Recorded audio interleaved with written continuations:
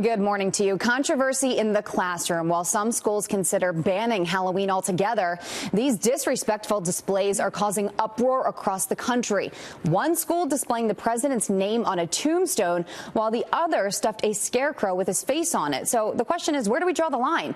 Let's bring in our panel of moms. Kathy Barnette is host of Truth Exchange with Kathy Barnette. Stephanie Willis is a former state prosecutor and criminal defense attorney. And Beth Parlato is an attorney. Thank you guys all for being here this morning. We really appreciate it. Thank you. Now, just to be clear, when we're talking about the tombstone, this is happening at an elementary school. Okay, so Kathy, I want to start with you. Does politics belong in an elementary school? I think not, and I really have to amend the school administrators on this one, because we have been. Typically, we see administrators and others within our community just allowing these things to just happen without any kind of response. So I appreciate their decisive response in many of the situations of pulling these activities, because what we're seeing is that they are responding in response to a growing liberal left intolerance towards anyone whose opinion may differ from their own. The left is becoming like a blunt object. Or lacking the ability, rather, to have some self-reflection and to take ownership of the things that they're doing. So although it may be perfectly legal for parents to walk into the school with tombstones in their hand depicting the sitting president's name on it, it's definitely, there's nothing beneficial about it. There's nothing winsome or even intellectually challenging about it. So I have to first start off with just commending what we're seeing. And you mentioned parents walking in with the tombstones, and that is exactly what happened. It was a parent-teacher organization fundraiser, and the school principal did put out a statement basically immediately saying that, you know, this was designed to be humorous. A number of attendees rightfully felt that it showed disrespect, and you can see the statement right here. West Parish School and the Gloucester Public Schools neither condone nor participate in this kind of activity. So this statement did come out fairly quickly.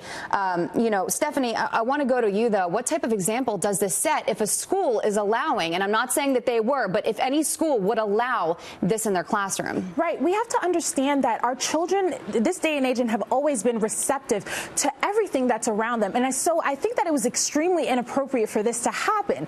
And so we have to realize that students, children, especially in an elementary school, they should not be exposed to this kind of behavior at all. We have to understand that this has nothing to do with party lines. Even as a Democrat or Republican, you may not agree with the things that the president does and says, but to have his name on a tombstone, it's something that's extremely inappropriate and should not have been done at all. And Beth, when talking about the scarecrow, this also happened, by the way, at an elementary school. And my understanding of the story is, you know, the classes are able to pick what they want to make, and the teachers aid in this decision. You think this is appropriate? Absolutely not. Let's face it. We're in a climate today in America where we're going to offend everybody. But this goes beyond that. It's reprehensible that this was allowed in public schools. Let's just look back, and what if this happened during our previous administration? Basically, the students would have been expelled, teachers would have been fired, school district would have been sued. It would not have been acceptable.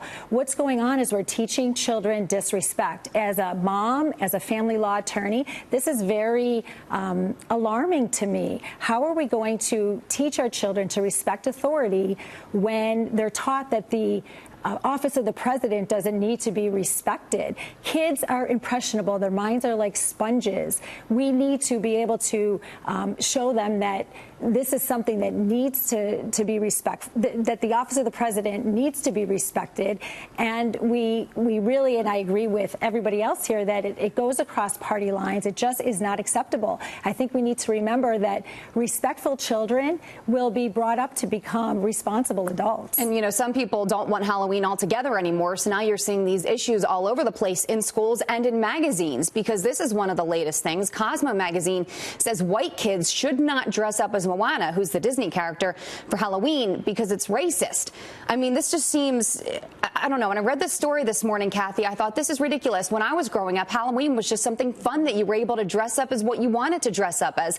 If Disney is able to make this movie and they don't think it's insensitive, should it be insensitive for kids to dress up that way? Exactly, right? I mean, like, just listen to the hypocrisy. If Disney is able to profit substantially off of off of this particular image, then why is it wrong for kids to now dress up as it? What this demonstrates, this is just another glaring example of the liberal left creating fake news, catching their hair on fire, running into glass pane windows, and demanding that we all run with them. And I say no thank you to that. This absolutely has nothing to do with Halloween. Up next is Thanksgiving, and they'll be back talking about turkeys and Indians and how we shouldn't celebrate it because we're racist on that end as well. So this parenting takes courage, and parents need to parent up. Sorry to cut you off. We're just running out of time, and I want to make sure we get everyone in here. Stephanie and Beth, real quick, your point of view. Stephanie, starting with you. Sure, absolutely. I think that we need to focus on the fact that the article itself focused on cultural appropriation.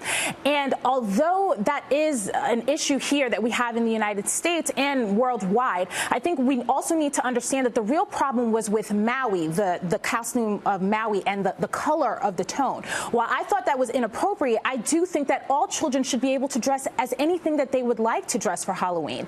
And being a person of color, myself as a black woman, I see that it's amazing that a white child would want to dress up as Moana, who is of a different skin color than they are. A person who was brave, a person who was intelligent. I think that's an amazing example that a child of whatever background should and would want to be able to dress up as. Beth, do you agree?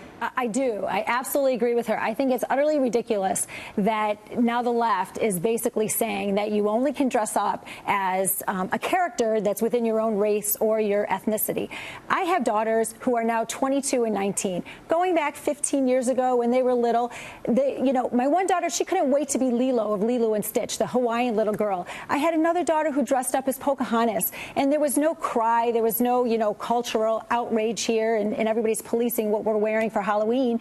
I think that it is hypocrisy at its best, again, just like Kathy had said, where you're trying to be inclusive. The left is the party of inclusion, yet it really is showing racism. It's teaching our little girls how to be racist. Well, ladies, we could talk about this for hours, but unfortunately we are out of time. Sorry to cut you short, but Kathy, Stephanie, and Beth, thank you so much for joining us this morning. Thank you.